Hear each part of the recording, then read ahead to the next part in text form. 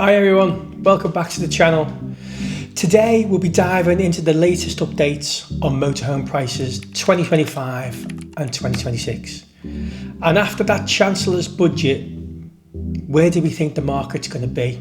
Is it even worthwhile even thinking about buying a leisure vehicle? What does it mean to anyone that's thinking about getting into van life or maybe even upgrading their rig? If you're curious about that, then stick along, you're going to enjoy this one. First of all, if you're wondering about motorhomes and whether it's even financially possible and whether you can even get to that point of actually purchasing one, well, the answer is yeah, you can do. There's some caveats to that. If we take ourselves back to 2018, the starting block for a motorhome will be around the region of around about £50,000. However, 2025, that doesn't even get you off the starting block. We are talking 50 grand plus for a motorhome in 2025. And going into 2026, we've seen some prices going up to around about £90,000 and beyond. So over this year, we visited a couple of motorhomes and caravan showrooms, some popular ones across the UK. Now, the market's still strong. The second-hand market is very, very strong. With prices and discounts on the screen, prices are up to we've seen £3,000 in some places, £5,000 off the screen price. We've got some big discounts off the motorhomes. You've got 5 grand off this one, so this is a Swift Edge. And there is a little bit of a worry because increasingly there does seem to be an awful lot of 2025 stock still on the forecourt for many dealerships, and they've been offering some massive big incentives, especially on older stock, because the prices aren't expected to really move anymore. In fact, 2026 is coming and the prices are actually going up. Ooh, £123,000. Okay, so if we drill down a little bit, we find out what is actually happening in the market. So due to obviously the pandemic, and then we've got a global supply chain issues. Then of course after that there was the overstocking. Some manufacturers are in big troubles. Dealerships are sitting on a mountain of inventory. Last year caravan sales dropped 48%. That's an insane amount of drop. I mean, and motorhomes, they were 12%. They're performing a little bit better. The oversupply means prices are stabilising, so for anyone eyeing up that recent model and looking for a van, campervan, motorhome, it might be more about depreciation than huge discounts. So we'll talk about oversupplying and lower prices. So significant oversupply of both new and used motorhomes. With the demand down, dealers are pressured to make offers and discounts, leading to a downward trend in the prices. Weakening demand, the rising cost of living, high interest rates and general economic uncertainty are all dampening the consumer's willingness to purchase an expensive non-essential item like a motorhome. So the dealers' pressure, manufacturers' pressure, putting pressure on the dealerships to buy new stock. And although the dealers already have so much unsold inventory from the previous year, this can create financial strains on the dealers. And the small ones are going into administration, we've seen that. Then we've got the manufacturing cutbacks. Major manufacturers in the industry have cut back. Their outlooks as sales struggle. Other companies have adjusted production and workforce numbers to meet the new market conditions. So if we're talking about this in a little bit more detail, there's a great channel which I'd recommend you to tune into. That's Matt Sims, Motorhome Matt, he's known as, podcast. He's got over 12,500 followers. I'll put a link in the description to his channel, but he talks in much more detail about this, and also he's got lots of advice on tips and tricks and various other things. So it's a great podcast to get yourself into and involved in. Right, so what's the appeal of van life and motorhome and caravanning? And why is it, and why does it continue to grow? It continues to grow because it's all about minimalistic, saving money, lifestyle flexibility. Today's buyers are shifting towards a more modern layout. So think sort of single beds, island beds, large lounges, and we're sort of getting away from the traditional French bed at the back of the motorhome. Of course, there's great benefits to van life and the cost of van life if we're going to take, for example, a family of four. So a family of four, if you were to go abroad, anywhere in Europe, 7 nights, it'll cost you between £2,000 and £3,600. Now, that sort of course depends on the destination and the duration and the type of accommodation that you're going to choose. And then if we take the same scenario, and let's say you're going to go in your motorhome, your campervan, your caravan, and we're going to take a family of four over to France. We're just going to go North France for an example. Now, presuming we're going to give ourselves a budget of around about £100 per day. Now that is assuming we're going to focus on free or low cost airs, and we're going to be cooking most of the meals, and we're going to have a few campsites but very, very little attractions. Okay, so basing that over 7 days, that's going to cost you, if we're going to be working on £100 per day, that's going to cost you £700. Now, okay, if we take it sort of mid-range holiday, so let's take it to £250 budget per day. This will account for more frequent paid campsites, eating out occasionally, obviously the fuel, entry fees. So this will increase the cost considerably. But again, if we take £250 a day, 7 days, it's £1,750, family of four in France. There's a big difference. So straight away we can see the appeal to motorhome and van life, and then being able to do that not just in the UK but abroad.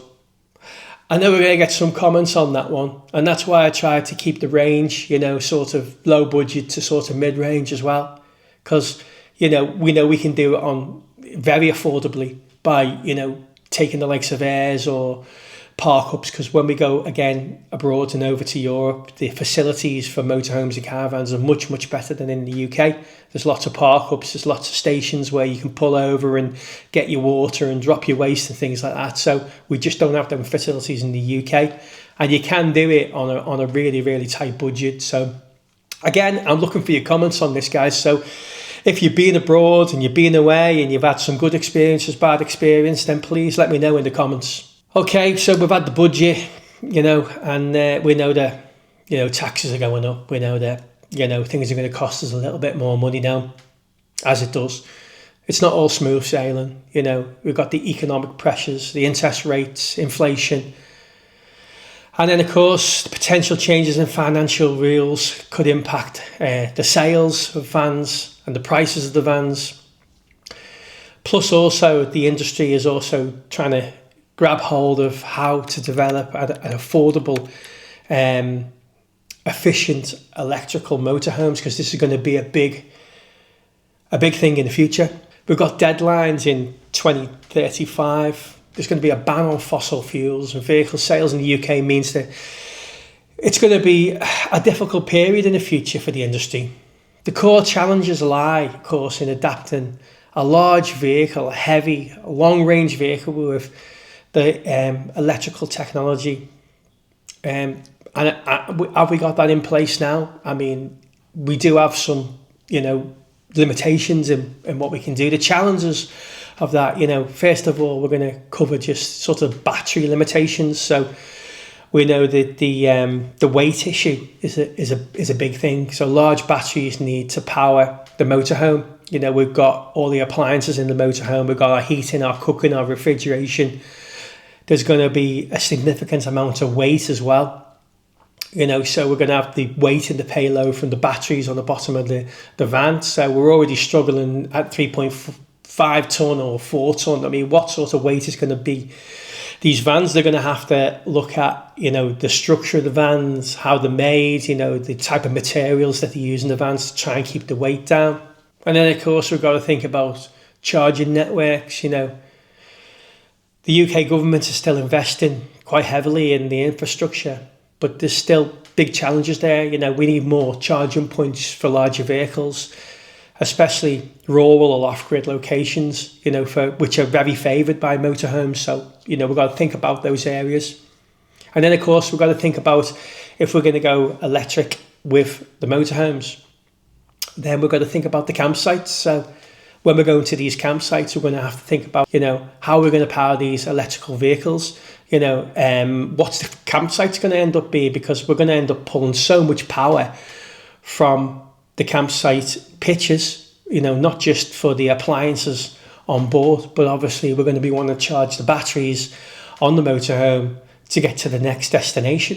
And then, of course, if we're going to go down the road of electrifying motorhomes, we've got to think about the resale value, and it's a little bit uncertain. You know, there's a few people out there that are worried about getting into a motorhome, electric motorhome, that ends up becoming obsolete because obviously the battery technology is changing all the time. You know, so they're worrying about that. There's other alternatives to think about. We've got hybrid motorhomes to think about. So what about plug-in hybrids? They offer a better solution. You know, these vehicles use a smaller battery, emission-free journeys, and the range is generally normally quite good. Let's touch on synthetic fuels. It's not talked about quite a lot, but it's a low carbon option. Now, it's an e-fuel now, but again, with the restrictions under the 2035 ban, is this going to be possible? And of course, there's improved battery technology. So as the batteries get better and more advanced, this will improve the range of the vehicles, and it will also reduce the weight of the vehicles, making all the electrical motorhomes more practical in the future. Coincide with that, we've got to think about enhanced vehicle design. So the manufacturers, they need to focus on eco-friendly, lightweight, modular designs, integrated solar panels maybe. That can also be a great help in providing, you know, the domestic use for the motorhomes, the likes of the fridges and the cookers and all the other different appliances that you need. And then getting back to that 2035 ban, it's not being talked about enough, where we're supposed to be moving from fossil fuels over to electrical fuels. Now, again, what does that mean for anyone that's actually already got a van? You know, if you've got a van, does that mean that it's going to be legal to own and drive one, or even sell it on? This could lead to strong or perhaps temporary inflation in the used market. You know, so again, it's another thing that we need to consider. So we've got some big financial decisions to make, whether to buy a new diesel motorhome now, invest in an expensive EV version, or wait for the technology to mature. It's a really sort of complex financial decision for owners. So despite all the worries about the market bubble, most of the experts out there say that the prices remain resilient and the demand is holding firm. So if you think about buying a motorhome, now is still a good time. So what does it mean for you? If you're considering buying a motorhome, a campervan, a caravan in 2025, 2026, or beyond that, then you need to stay informed on the market shifts and of course the deal opportunities that are out there. So thanks for watching. Don't forget to like and subscribe to the channel. And of course, we'll give you a little bit more information and tips on future videos on motorhome and travelling. And of course, we'll also give you the entertainment part of what I do as well as the travelling vocalist. So for now, bye.